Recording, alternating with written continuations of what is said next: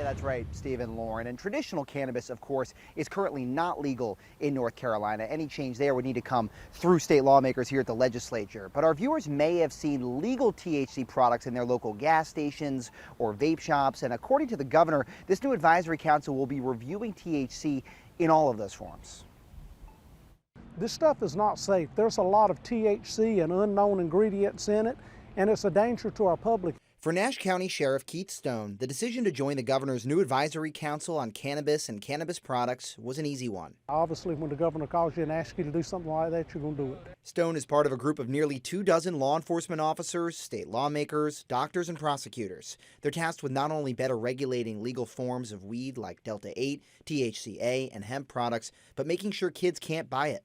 Today, the governor's office told Eyewitness News any conversation about recreational cannabis for adults in North Carolina would need to start with the conversations this council is having. But Stone doesn't support going that far. We've got too many intoxicants in the community now.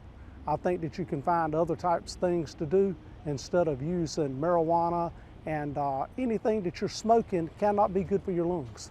Still, news of the council was met with excitement from advocates pushing for recreational legalization in North Carolina. It's a long time coming, and we certainly hope that this will bear fruit. Ann Caron is a volunteer who's worked with the National Organization for the Reform of Marijuana Laws, or NORML, for years. She says adults should be free to choose whether or not to use pot, and the best way to do that safely is to let the government regulate it. They have to go through an extensive testing process.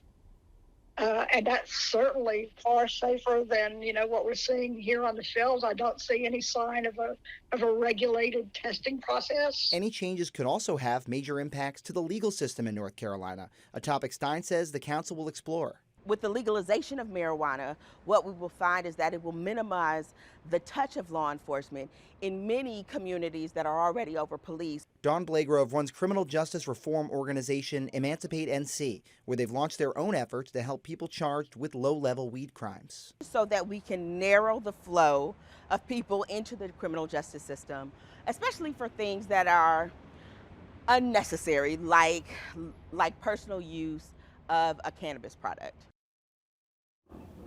Again, this council's primary task is not to address recreational legalization, but Stein's office conceded today that for any work to begin on that front, they need to start first with what's already on the market, things like THCA and Delta-8. Meanwhile, North Carolina is currently one of 11 states without any laws protecting medical or recreational use of cannabis.